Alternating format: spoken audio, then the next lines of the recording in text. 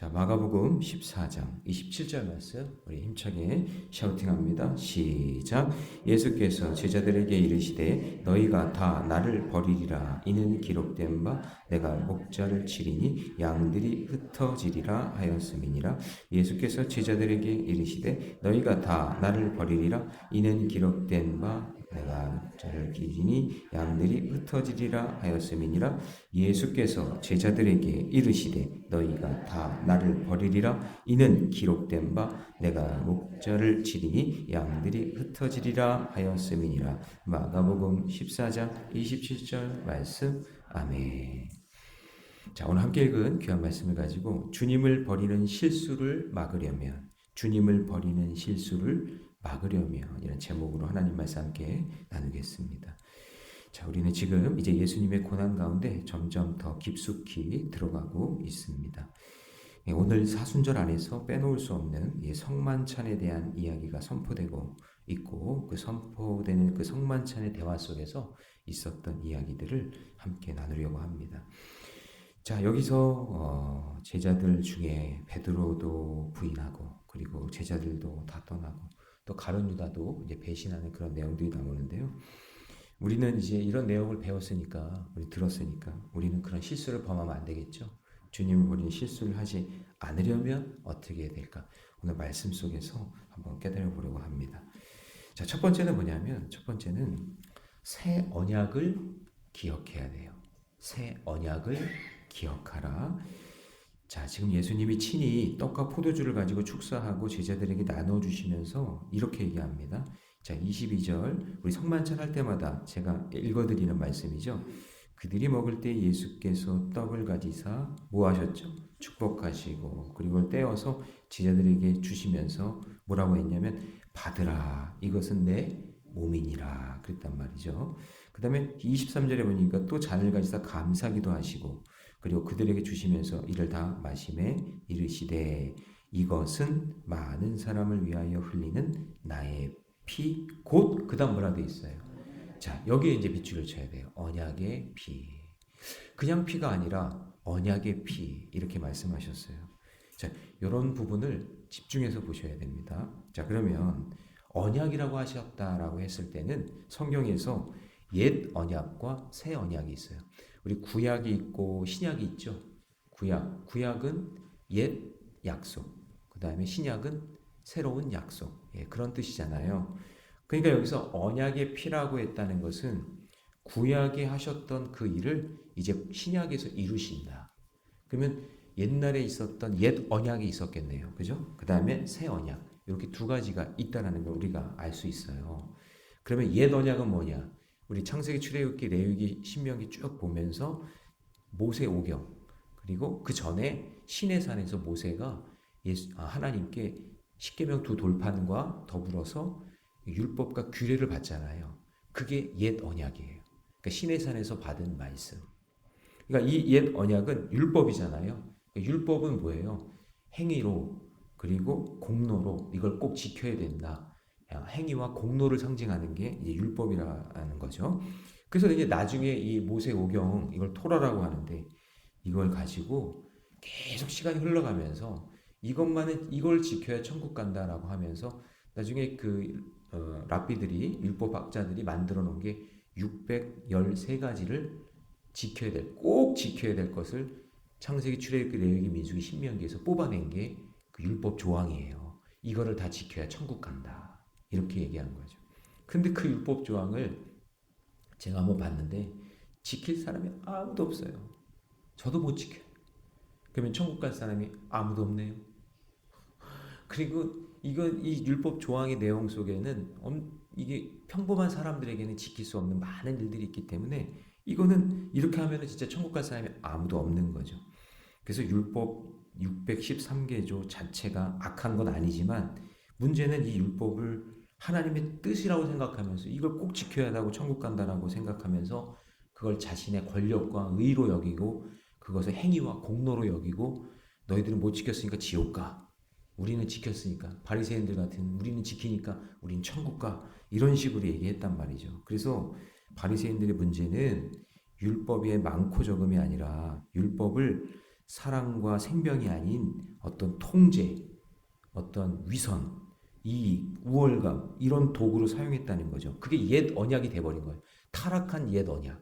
원래는 우리를 사랑하셔서 하나님과 더 가까이 지내기 위해서 율법을 주셨는데 그 율법을 자기들이 탁 손아귀에 집어넣고는 613개조를 만들어서 이거 못 지키면 지옥 가 이런 식으로 했다는 얘기죠. 자, 그런데 이제 예수님께서 떡과 포도주를 가지고 참 예수님은 정말 대단하신 거예요. 이 떡과 포도주 딱 이 두 가지를 가지고 새 언약을 이야기하면서 613개조의 율법의 행위와 공로가 아니라 지금 이 자리에서 이 떡과 포도주를 함께 나누어 먹는 너희들, 그 율법을 다 지키지 않아도 은혜로 값없이 주어지는 구원, 은혜로 값없이 주어지는 구원에 대한 새 언약을 말씀하고 계시는 거예요. 뭐와 뭐를 가지고? 떡과 포도주를 가지고. 그래서 우리 성만찬을 대할 때 무엇을 생각해야 되냐면 자격 없는 내가, 율법을 다 지킬 수 없는 내가, 물론 다 지켜야 되지만 지킬 수 없는 죄 많은 내가 주님의 이 살과 피를 대하면서 하나님의 자녀가 되고 구원받은 자녀가 됐구나. 그 은혜에 감사하는 마음으로 성만찬에 참여해야 된다. 그런 얘기죠. 그래서 도저히 용서받을 수 없는 우리들이 하나님의 은혜로 주어지는 그 언약이고 이 언약을 우리가 믿으면 구원받게 된다라는 그 복음을 지금 예수님이 말씀하시는 거죠. 그래서 구약에서는 제물을 죽여야만 되었지만 이제 예수님이 우리를 위해서 단번에 죽으심으로 이제 우리는 담대하게 담력을 얻어 주님께 나아가서 떡과 포도주를 먹는 거예요.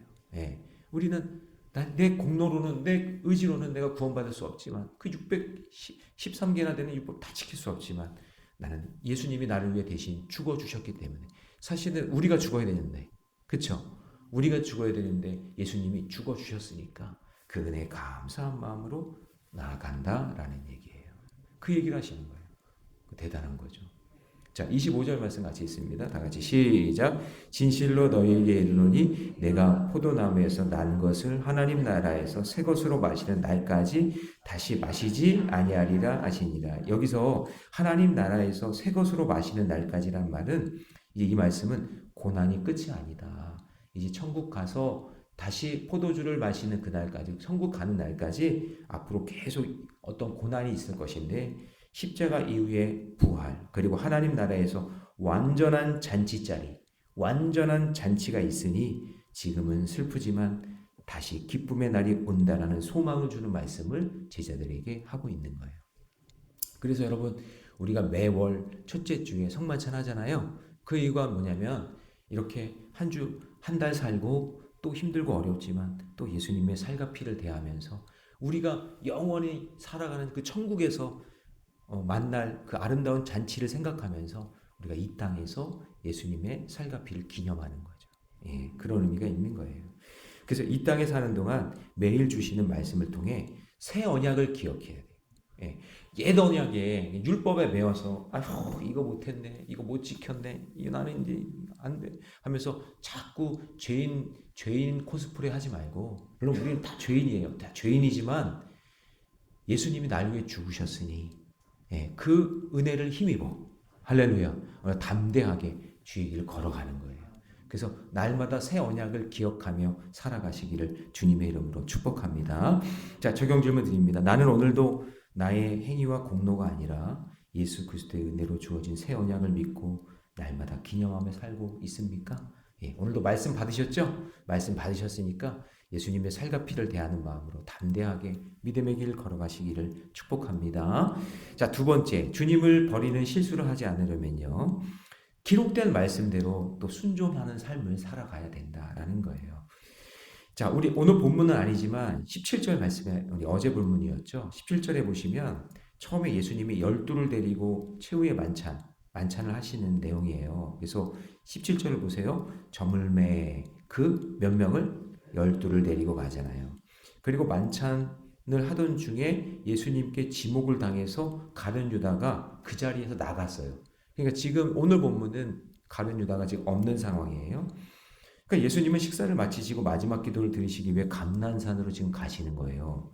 자, 26절을 같이 읽습니다. 시작. 이에 그들이 찬미하고 감난산으로 가니라. 그러니까 성만찬을 함께 쭉 나누고 난 다음에 이제 예수님과 제자들이 저녁을 먹고 난 다음 감난산으로 가고 있는 거예요. 자, 예수님은 배고픈 제자들과 함께 성내에 들어가셔서 식사를 하시고 그리고 또 날이 저물자 감난산으로 가서 아마 기도를 하시러 가셨겠죠. 근데 이제 어두워졌기 때문에 사람들은 별로 없었을 거예요. 그런데 가룟 유다를 뺀 11명의 제자들만 예수님의 뒤를 따릅니다. 자, 한번 생각을 한번 해보세요. 상상을 한번 해보세요. 이제 밤이에요. 예, 여러분 이스라엘 사람들은요 밤에 안 움직여요. 그래서 저 이제 호텔에서 있다가 성지순례를 하다가 밤이 돼서 좀 이제 밤 분위기가 어떤가 하고 이제 밖으로 나갔거든요. 그럼 뭐 야시장도 있을 것 같고 막 그렇잖아요. 상점도 하나도 없어요. 밤은 그냥 그러니까 전부 다 가정에서 가정에 있는 거예요 다. 그러니까 유대인들은 다 가족 중심이잖아요. 그러니까 밤에 이렇게 돌아다니는 사람들이 없어요. 그리고 껌껌해. 아주 껌껌해요. 근데 지금도 그런데 이때는 또 얼마나 더 껌껌했겠어요. 그러니까 껌껌한 그 밤에 터덕터덕 이제 걸어가는 그런 모습이에요. 게다가 가룟 유다는 도망갔잖아요. 그러니까 좀 분위기가 이상하겠죠. 그때 그 상황에 예수님이 27절 이렇게 얘기합니다. 자, 같이 있습니다. 시작. 예수께서 제자들에게 이르시되 너희가 다 나를 버리리라.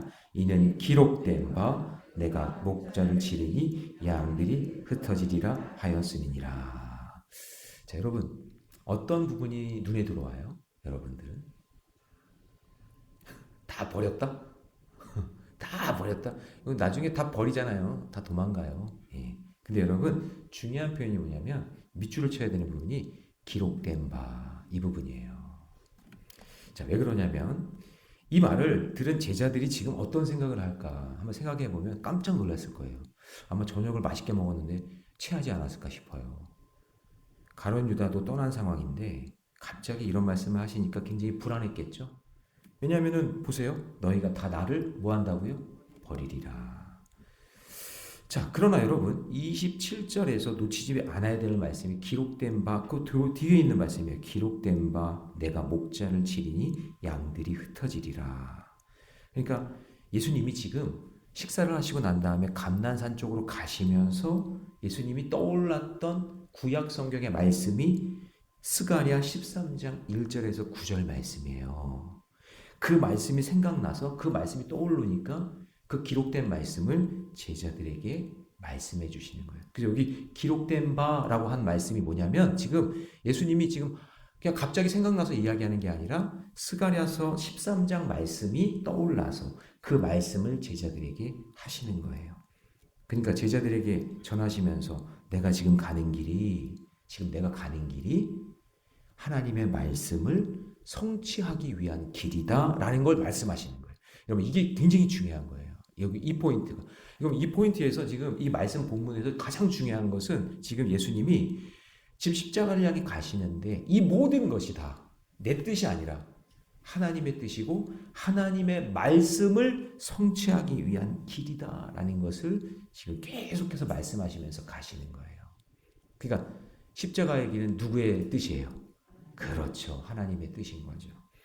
그러니까 예수님의 생각 속에는 하나님의 말씀대로 이루어진다는 이 분명한 믿음과 결단이 있었던 거예요. 자기 인생에 고난이 와도 십자가가 와도 어떤 일들이 일어나도 지금 나에게는 하나님의 말씀. 그러니까 여러분 어떤 순간에도 뭐가 생각나야 돼요? 그렇죠. 그거예요. 그거.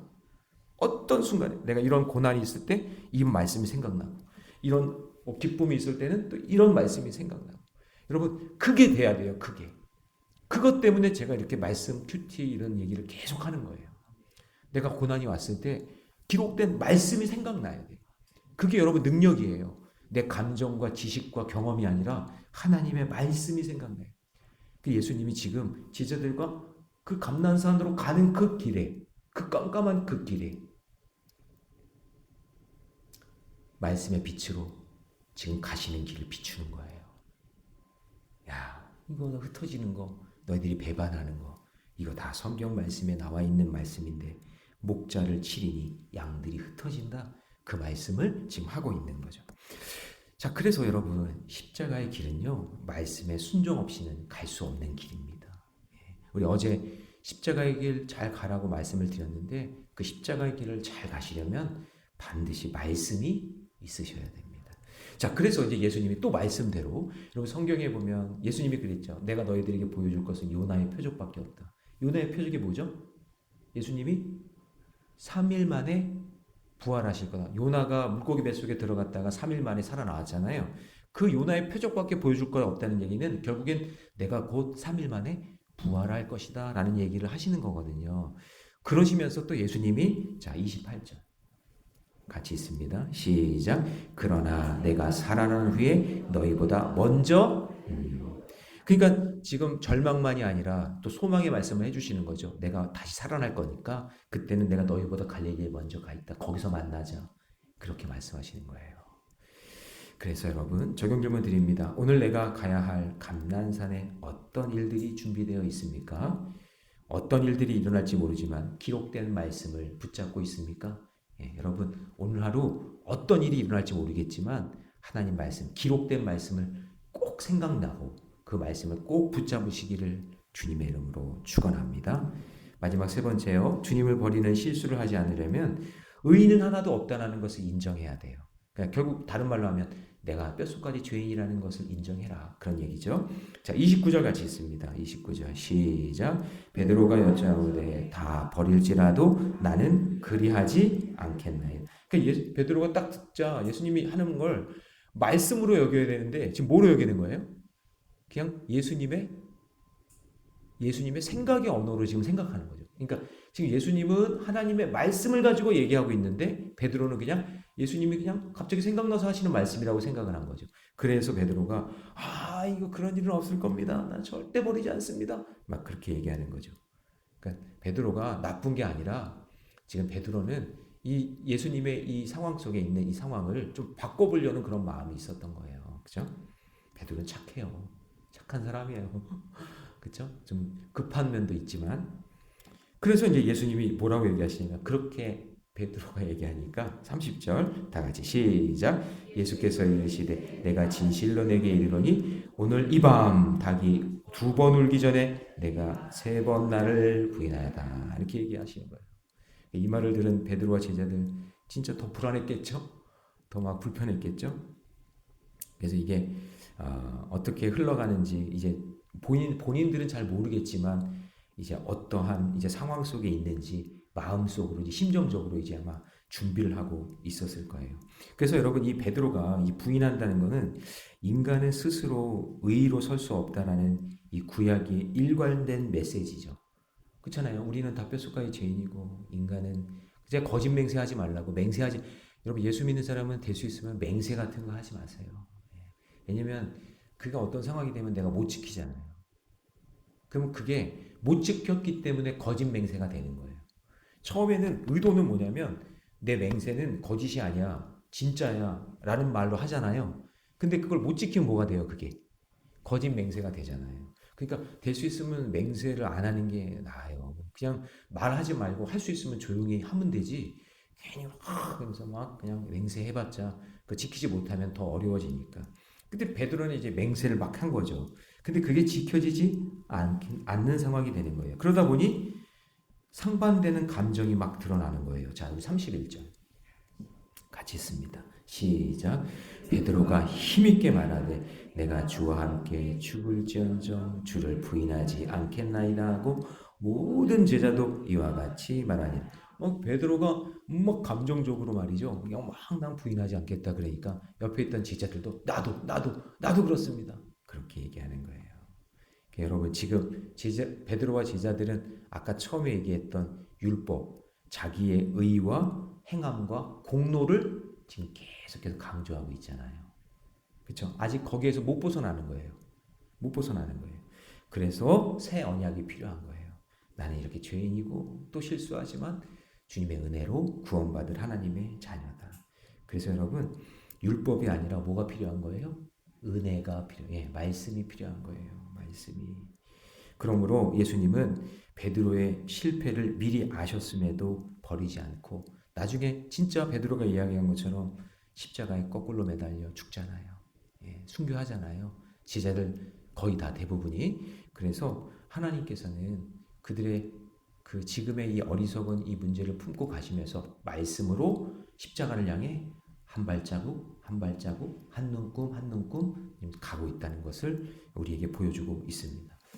그러므로 여러분 오늘 저와 여러분도 옛 언약에 매여 있지 마시고 어떤 행함과 공로로 구원받는 게 아니라 여전히 나는 부족하고 난 여전히 죄인이지만 주님의 말씀 의지하며 한 발자국 한 발자국 걸어가는 저와 여러분이 되시기를 주님의 이름으로 축복합니다. 적용 질문 드립니다. 나의 결심과 행위를 의지하며 스스로 의롭다 여기고 있지 않나요? 아니면 나의 연약함을 인정하고 오직 주님의 은혜만을 붙잡고 있나요? 오늘 주님의 은혜를 붙잡고 믿음의 길 승리하시기를 주님의 이름으로 축원합니다. 기도하겠습니다. 사랑의 주님,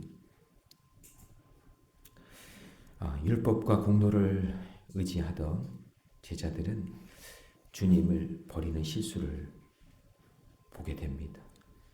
주님, 우리에게 오늘 이 말씀 주시는 의미가 무엇입니까?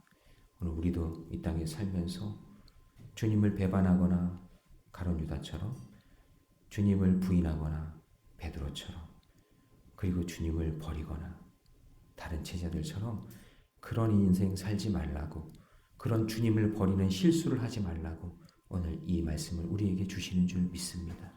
주님, 율법을 의지하면 실수할 수 있습니다. 그러나 새 언약, 우리에게